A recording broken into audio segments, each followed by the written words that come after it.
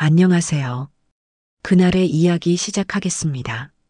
한밤중 공방에 혼자 남아 깨진 찻잔을 붙이고 있었는데 그 안에서 낡은 쪽지 하나가 떨어졌습니다. 미안해, 그리고 고마워. 단 7글자였지만 저는 그 순간 숨이 멎는 것 같았습니다. 이 글씨체는 분명 남편의 것이었습니다. 그런데 왜 찻잔 속에 이런 편지를 숨겨두었을까요? 무엇이 미안했고 무엇에 감사했던 걸까요? 저는 떨리는 손으로 그 쪽지를 펼쳤고 그때부터 제 인생은 완전히 다른 이야기로 흘러가기 시작했습니다. 저는 윤서진입니다. 결혼 25년 차, 남편 강도훈과 저는 그럭저럭 평범한 부부였습니다. 그는 심장내과 의사로 바쁘게 살았고 저는 작은 도예 공방을 운영하며 찻잔과 그릇을 빚는 일상을 보냈습니다. 특별히 뜨겁지도 그렇다고 차갑지도 않은 관계였지만 저는 그것만으로도 충분하다고 생각했습니다. 그런데 작년 가을부터였습니다. 남편에게서 이상한 기운이 느껴지기 시작한 것입니다. 처음에는 그저 피곤해서 그런가 보다 했습니다.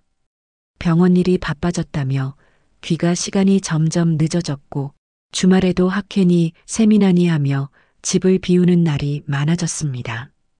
52세 남자가 일에 치여 사는 게 뭐 그리 이상한 일이겠냐고 저는 스스로를 달랬습니다. 하지만 그날 밤 모든 것이 달라졌습니다. 남편이 새벽 1시가 넘어서 집에 돌아왔습니다. 현관문을 여는 소리에 잠에서 깬 저는 침대에서 일어나 거실로 나갔습니다. 여보, 오늘 수술 있었어요?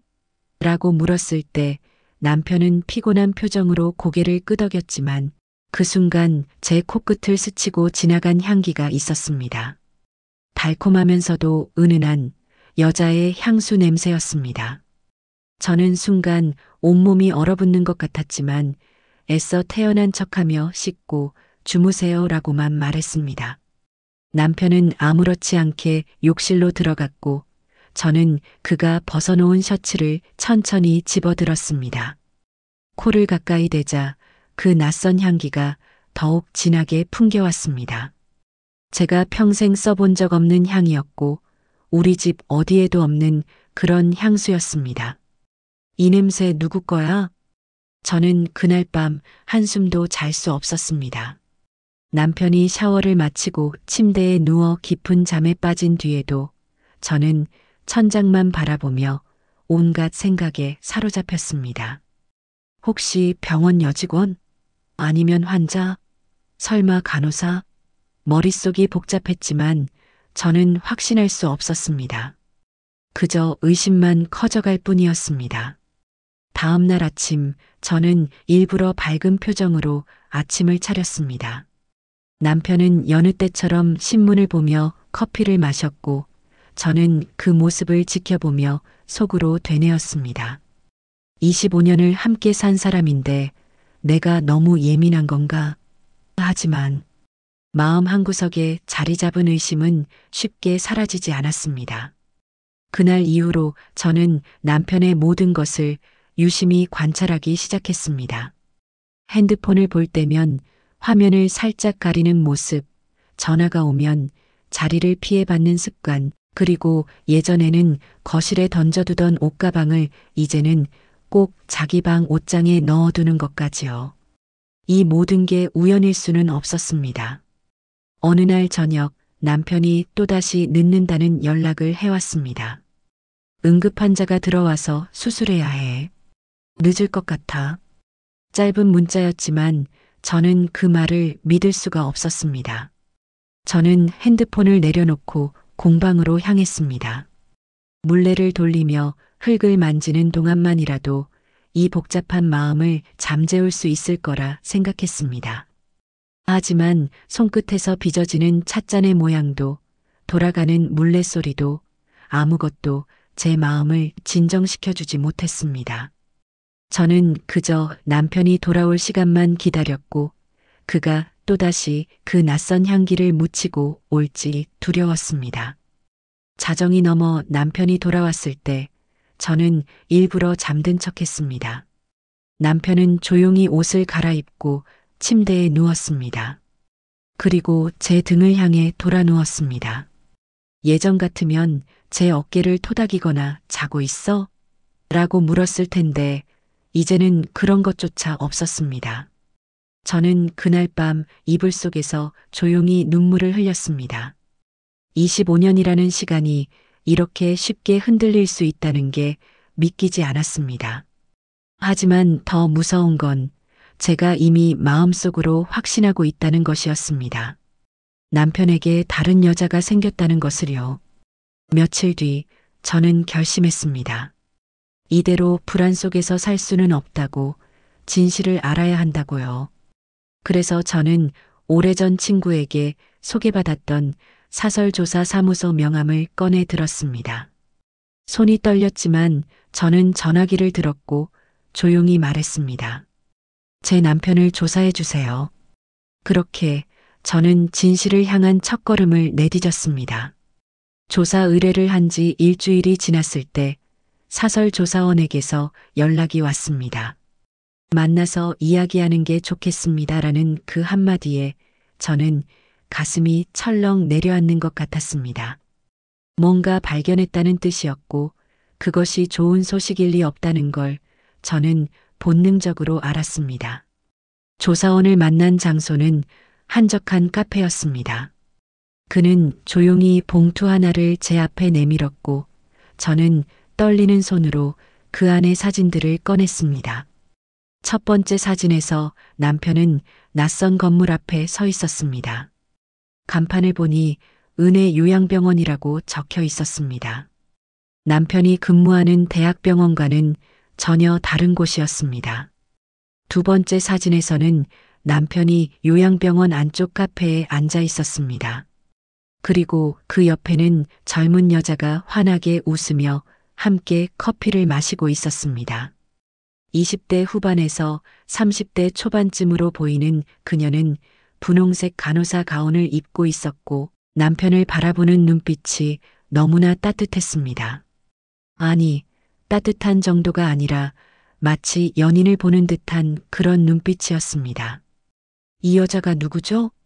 제 목소리는 떨렸지만 최대한 침착하게 물었습니다. 조사원은 작은 수첩을 펼치며 말했습니다. 최다정이라는 이름의 간호사입니다. 은혜 요양병원에서 3년째 근무 중이고요. 남편분께서는 지난 6개월간 일주일에 2~3번씩 이 병원을 방문했습니다. 공식적으로는 봉사진료라고 하더군요. 봉사진료?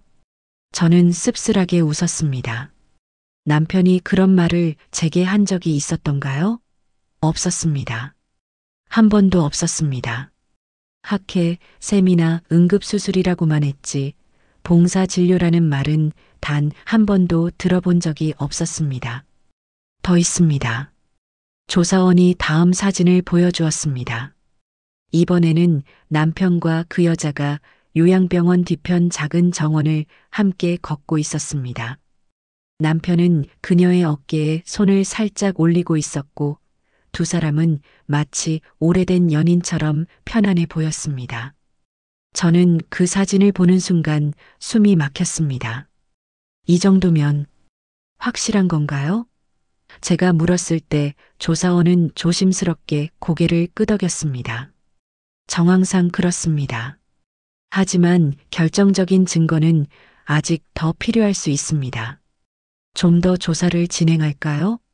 저는 잠시 망설였습니다. 이미 충분히 알아버렸는데 더 알아서 뭐 하겠습니까? 하지만 제 입에서는 다른 말이 나왔습니다. 계속해 주세요. 끝까지 알고 싶습니다. 카페를 나와 차에 탔을 때 저는 한동안 시동도 걸지 못하고 그대로 앉아 있었습니다. 핸들을 잡은 손에는 힘이 들어갔고 눈물이 흐를 것 같았지만 이상하게도 눈물은 나오지 않았습니다. 대신 이를 악물고 있는 제 자신을 발견했습니다. 집에 돌아왔을 때 남편은 거실 소파에서 TV를 보고 있었습니다. 일찍 왔네? 남편이 무심하게 말했습니다. 저는 최대한 평온한 목소리로 대답했습니다. 네, 공방 일이 일찍 끝나서요. 그리고는 부엌으로 가서 저녁 준비를 시작했습니다. 칼로 물을 써는 동안 손이 미세하게 떨렸지만 저는 아무렇지 않은 척 계속 움직였습니다. 저녁을 차려놓고 남편과 마주 앉았을 때 저는 그의 얼굴을 가만히 바라봤습니다. 요즘 병원 일 많이 바빠요? 제가 물었습니다. 응, 좀 그래. 환자가 많아서. 남편은 태연하게 대답했습니다. 봉사 진료 같은 것도 해요? 저는 일부러 가볍게 물었습니다. 남편의 손이 잠깐 멈칫했습니다. 그러다 이내 다시 자연스럽게 움직이며 말했습니다. 아, 가끔 하지. 왜? 그냥요. 당신이 그런 일도 한다는 게 자랑스러워서요. 남편은 어색하게 웃었습니다. 그 웃음 뒤에 무엇이 숨어 있는지 저는 이제 알고 있었습니다. 그날 밤 남편이 잠든 후 저는 조용히 그의 핸드폰을 집어들었습니다. 비밀번호는 제 생일이었는데 다행히 아직 바꾸지 않았더군요. 메시지함을 열자 다정이라는 이름이 눈에 들어왔습니다. 최근 메시지는 모두 삭제되어 있었지만 통화 기록에는 그 번호가 수없이 남아 있었습니다. 저는 핸드폰을 조용히 제자리에 놓고 화장실로 갔습니다. 거울 속 제 얼굴은 창백했고 눈가에는 핏발이 서 있었습니다. 세면대에 손을 짚고 깊게 숨을 들이쉬었습니다. 이제 어떻게 해야 할까요? 따져 물어야 할까요? 아니면 더 확실한 증거를 잡을 때까지 기다려야 할까요? 그때였습니다. 침실에서 남편의 신음소리가 들려왔습니다. 황급히 달려가 보니 남편이 가슴을 움켜쥐고 괴로워하고 있었습니다. 여보, 괜찮아요? 제가 다급하게 물었을 때 남편은 힘겹게 말했습니다. 약 좀. 저는 서둘러 남편의 심장약을 가져다 물과 함께 건넸습니다. 약을 먹고 한참을 누워있던 남편은 천천히 숨을 고르며 말했습니다. 미안, 요즘 좀 무리했나 봐. 그 순간 저는 묘한 감정에 휩싸였습니다. 분노와 걱정이 뒤섞인 설명할 수 없는 복잡한 마음이었습니다. 이 사람이 저를 배신하고 있다는 걸 알면서도 그가 아파하는 모습을 보니 자동으로 손이 나가고 있었습니다. 내일 병원 가봐요.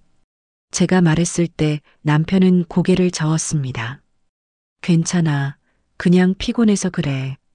저는 더 이상 아무 말도 하지 않았습니다. 다만 마음속으로 다짐했습니다. 끝까지 진실을 밝혀내겠다고, 그리고 제가 지켜온 이 25년이 무엇이었는지 정확히 알아내겠다고요. 며칠 후 조사원에게서 또 연락이 왔습니다. 이번에는 더 충격적인 정보였습니다. 최다정 씨가 최근 산부인과를 다녀간 기록이 있습니다. 그 말을 듣는 순간 저는 차 안에서 핸들을 붙잡은 채 한동안 움직일 수 없었습니다. 조사원의 말을 듣고 집으로 돌아오는 길, 저는 차를 길가에 세우고 한참을 그대로 앉아 있었습니다. 산부인과라는 단어가 머릿속에서 계속 맴돌았습니다. 설마, 정말 설마 그런 일까지 벌어진 건 아니겠죠? 하지만 제 직감은 이미 최악의 상황을 예감하고 있었습니다. 그런데 그로부터 사흘 후 제 인생에서 가장 끔찍한 날이 찾아왔습니다. 새벽 5시였습니다.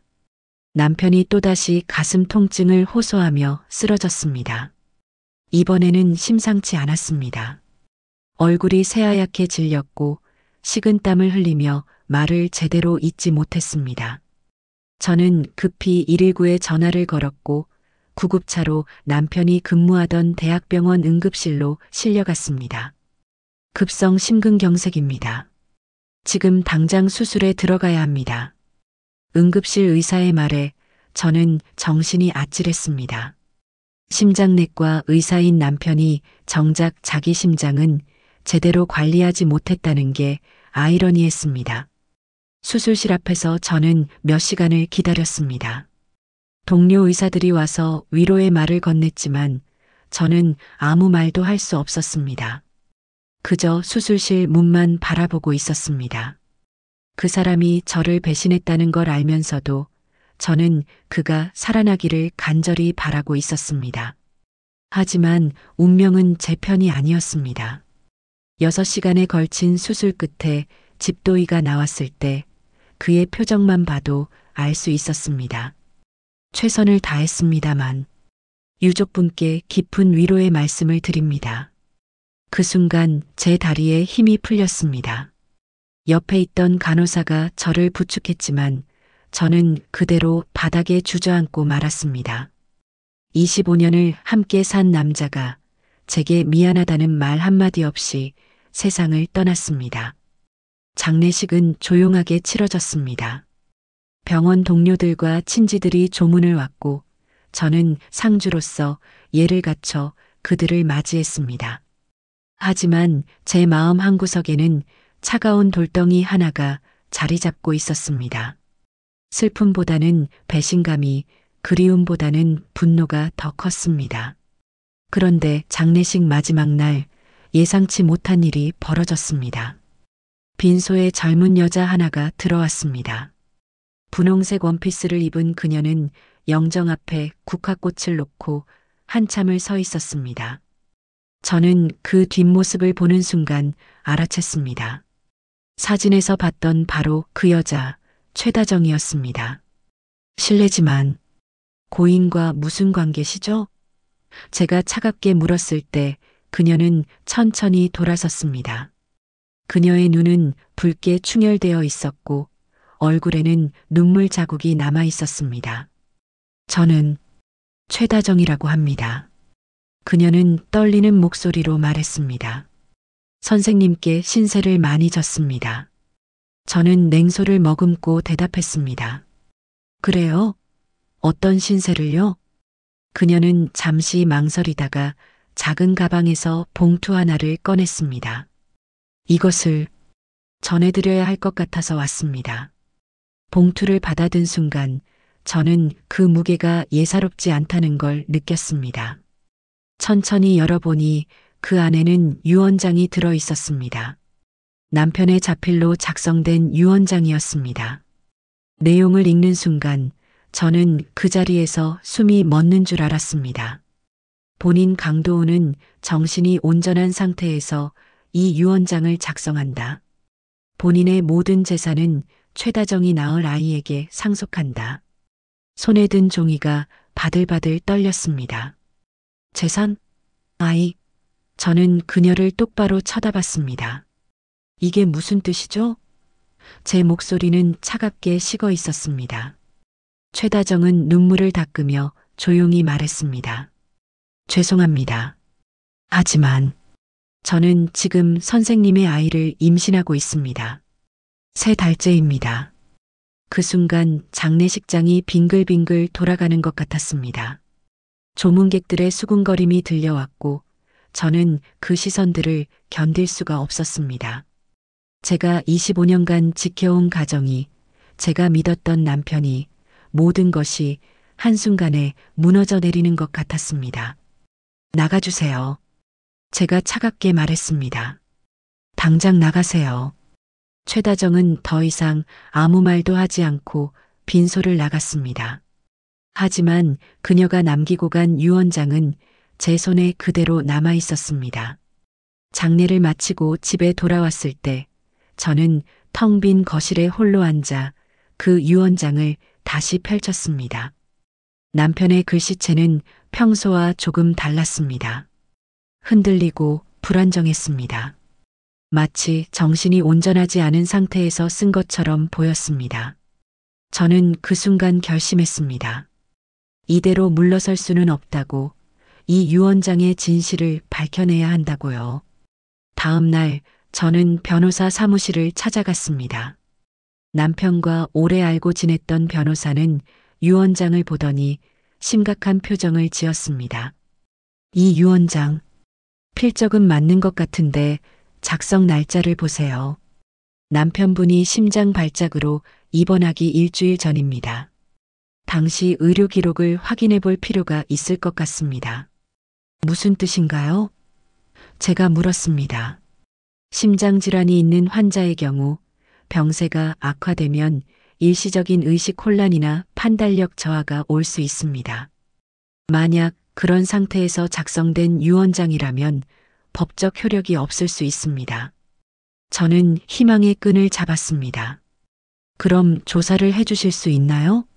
물론입니다. 그리고 변호사는 잠시 망설이다 말을 이었습니다. 아이의 친자 확인도 해야 할 것 같습니다. 유전자 검사를 통해서요. 저는 고개를 끄덕였습니다. 이제 저는 싸워야 했습니다. 제가 지켜온 25년을, 제 인생을 지키기 위해서요.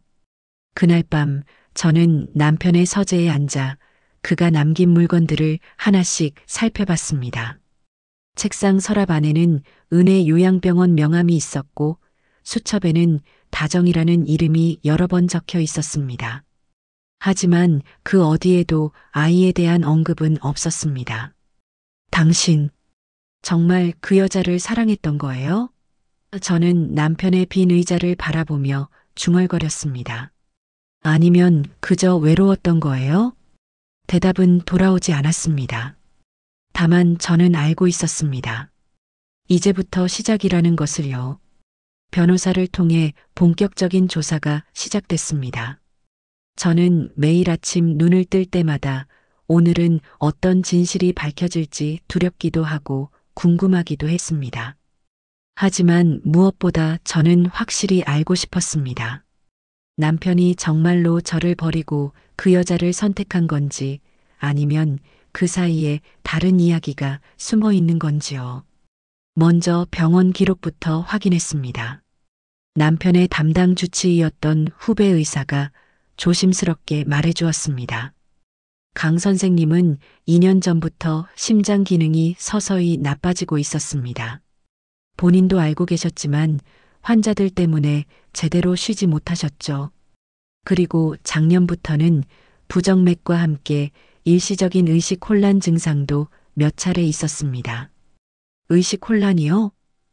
제가 놀라 물었습니다. 네, 심장에서 뇌로 가는 혈류량이 불규칙해지면 일시적으로 판단력이 흐려지거나 기억이 뒤섞이는 증상이 나타날 수 있습니다. 특히 마지막 한 달은 상태가 급격히 악화됐고 혼수 상태에 빠졌다 깨어나기를 반복했습니다. 저는 그 말을 듣는 순간 가슴이 철렁했습니다. 남편이 그렇게 아팠다는 걸 저는 왜 몰랐을까요? 아니, 알았어야 했는데 저는 그저 의심과 분노에 사로잡혀 그의 고통을 보지 못했습니다. 그럼 유언장을 작성한 그 시기에도 제가 떨리는 목소리로 묻자 주치의는 고개를 끄덕였습니다. 정확히 그 날짜를 확인해 보니 강 선생님이 응급실에 실려와 하루 입원했다 퇴원한 직후였습니다. 당시 의식은 돌아왔지만 상당히 혼란스러운 상태였고 며칠간은 제대로 된 판단을 하기 어려웠을 겁니다. 변호사는 이 의료 기록을 근거로 유언장의 효력에 이의를 제기했습니다. 그리고 동시에 저희는 또 다른 조사를 진행했습니다. 바로 친자 확인이었습니다. 최다정이 임신했다는 아이가 정말 남편의 아이인지 확인하기 위해 변호사는 법원을 통해 유전자 검사를 요청했습니다. 처음에 최다정은 거부했지만 법원 명령이 떨어지자 어쩔 수 없이 동의했습니다. 그리고 2주 후 결과가 나왔습니다. 변호사 사무실에서 봉인된 서류를 받아든 저는 한참을 그것을 뜯지 못하고 망설였습니다. 만약 남편의 아이가 맞다면 저는 이 모든 것을 받아들여야 할까요? 아니면 끝까지 싸워야 할까요? 열어보세요. 변호사가 조용히 말했습니다. 저는 깊게 숨을 들이쉬고 봉투를 뜯었습니다. 서류를 꺼내 읽는 순간 저는 그만 그 자리에서 주저앉을 뻔했습니다. 친자관계 확률 0%, 생물학적 부자 관계가 아님 남편의 아이가 아니었습니다. 최다정이 임신한 아이는 남편과 전혀 관계가 없는 아이였습니다. 이게 무슨 뜻입니까? 저는 떨리는 목소리로 물었습니다. 변호사는 침착하게 설명했습니다. 유언장 자체가 조작되었거나 최다정 씨가 남편분을 속였을 가능성이 큽니다. 아마도 병세가 악화되어 판단력이 흐려진 상태를 이용한 것으로 보입니다. 저는 그 순간 온갖 감정이 뒤섞였습니다.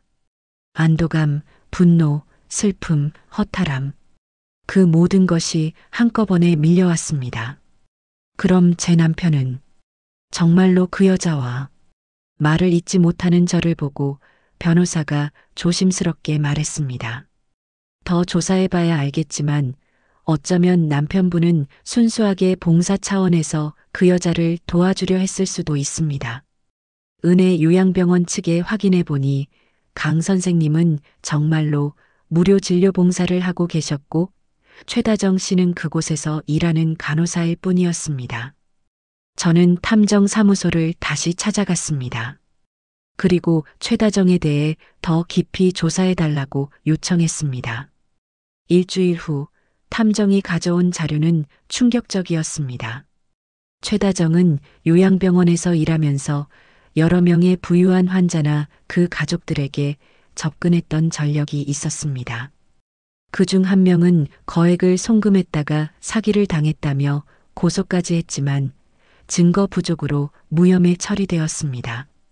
이 여자는 처음부터 남편을 노린 겁니다. 탐정이 말했습니다.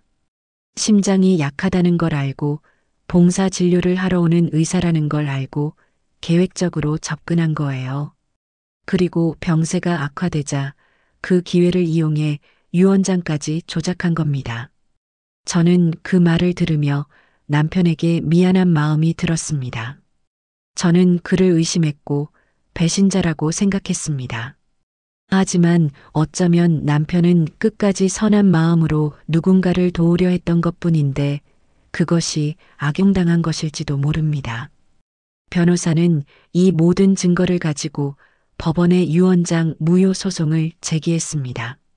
그리고 최다정을 상대로 사기 혐의로 고소장을 제출했습니다. 재판이 열렸을 때 최다정은 법정에 나와 변명을 늘어놓았습니다. 저는 정말 선생님을 사랑했어요. 아이도 선생님 아이라고 믿었습니다. 하지만 DNA 검사 결과와 병원 기록, 그리고 그녀의 과거 전력들이 모두 드러나자 그녀는 더 이상 할 말이 없었습니다. 판사는 최종적으로 유언장을 무효로 판결했습니다. 고인은 당시 심각한 건강 악화로 인해 온전한 판단 능력이 없었던 것으로 보이며 피고인 최다정은 이를 악용하여 허위 사실로 재산을 편취하려 한 것으로 판단됩니다. 그렇게 모든 재산은 법적으로 정당한 배우자인 저에게 돌아왔습니다. 하지만 그 순간 제가 느낀 건 승리감이 아니었습니다. 오히려 깊은 슬픔과 후회였습니다.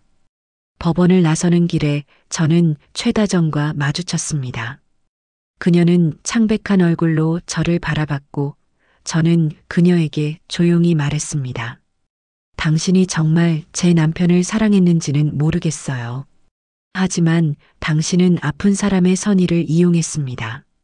그건 용서받을 수 없는 일이에요. 최다정은 고개를 떨구고 아무 말도 하지 못했습니다. 집으로 돌아오는 차 안에서 저는 남편이 마지막으로 입원했던 날들을 떠올렸습니다. 혼수 상태에서 깨어날 때마다 남편은 제 이름을 불렀다고 했습니다.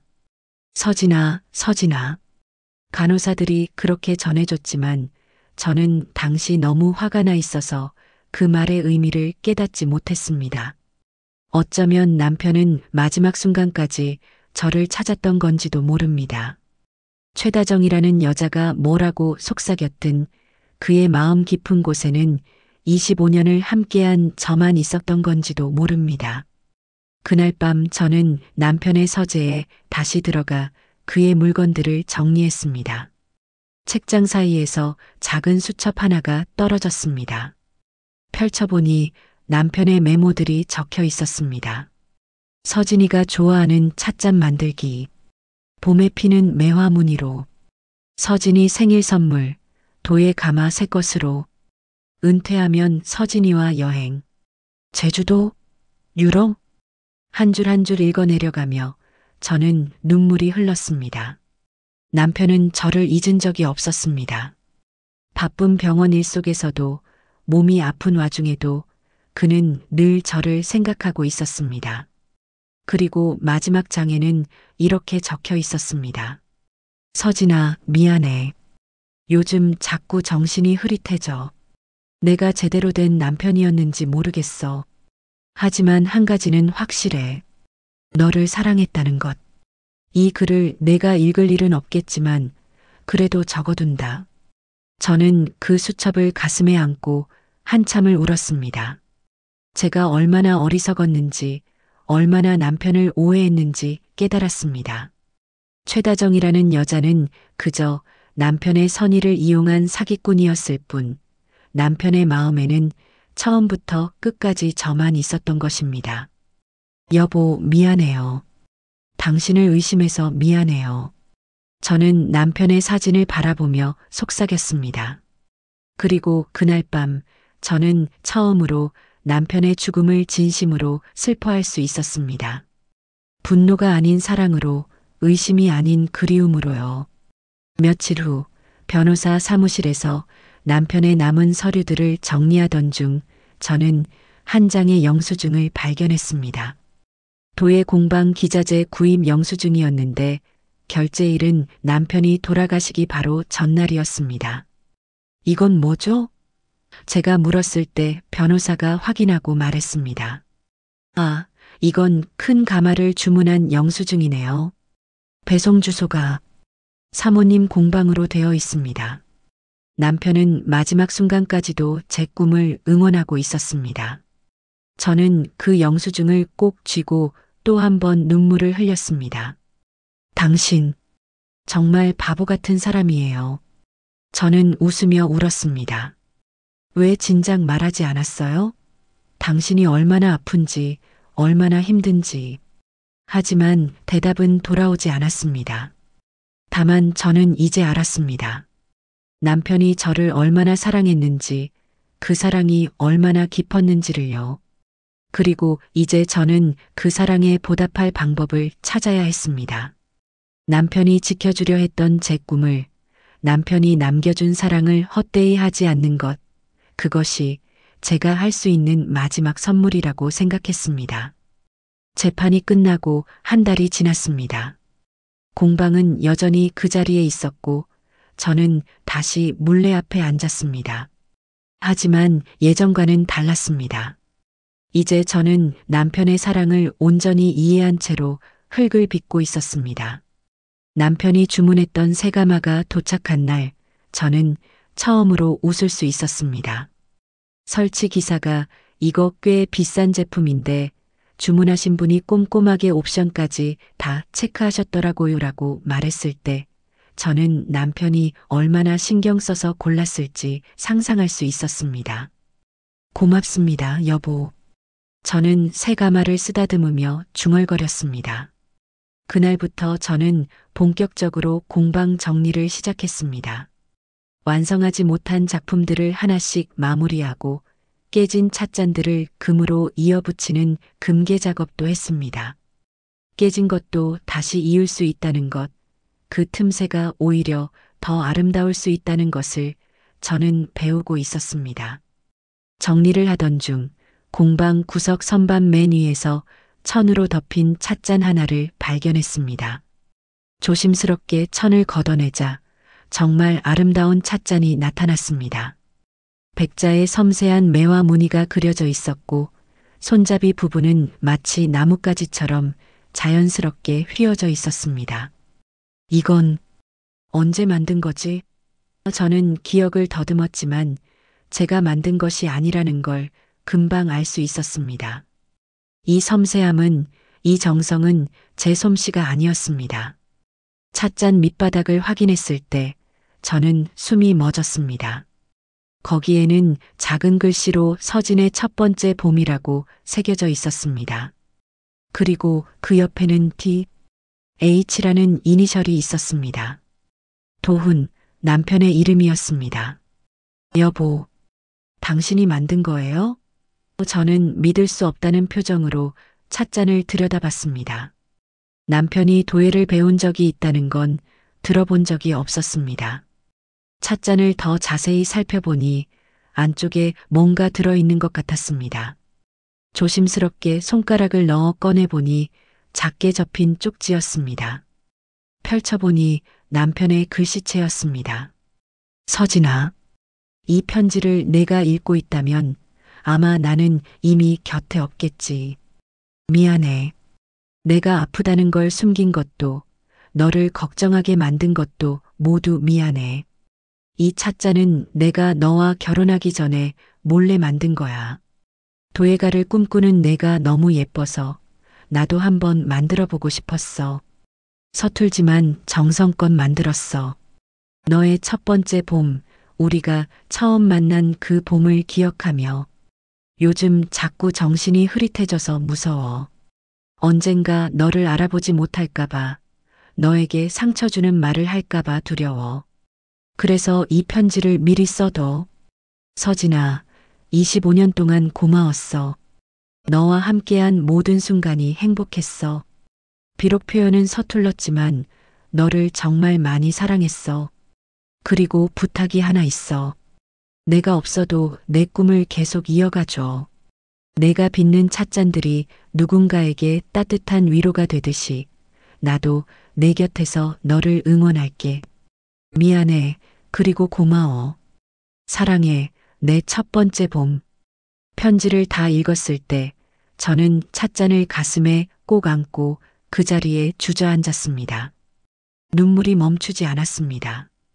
이제야 남편의 마음이 온전히 들렸습니다. 여보, 이제야 당신 마음이 들리네요. 저는 찻잔에 입 맞추며 속삭였습니다. 그날부터 저는 그 찻잔을 공방에서 가장 잘 보이는 곳에 두었습니다.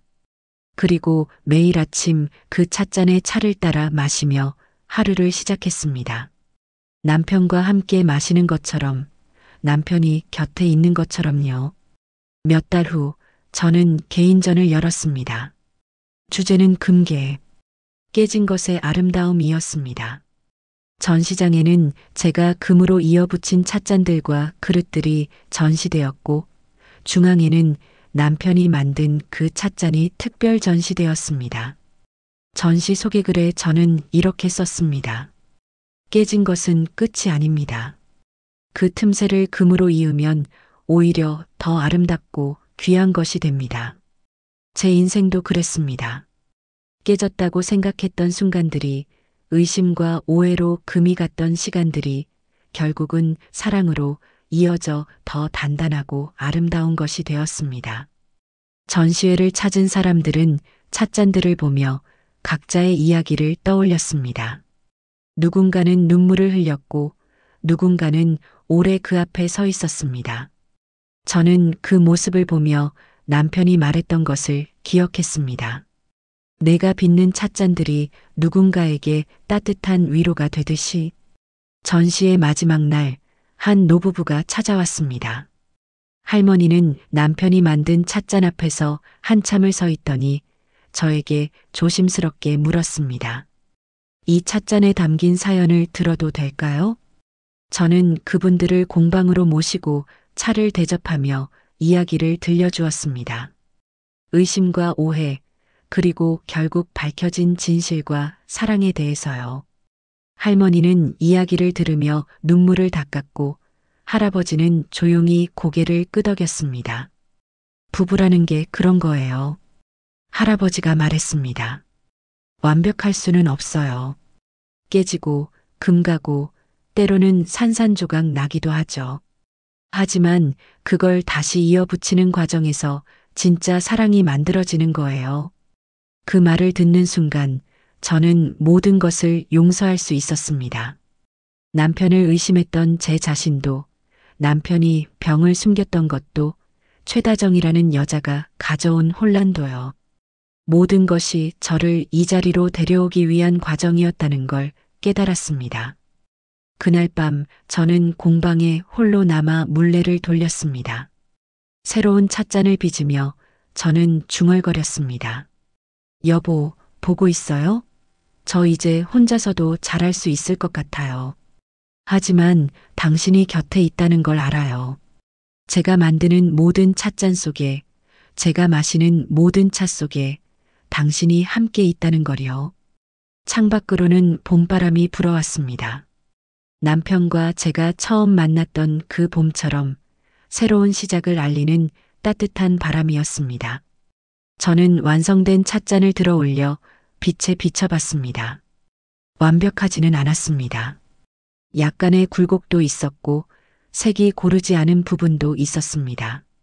하지만 그것이 오히려 아름다웠습니다.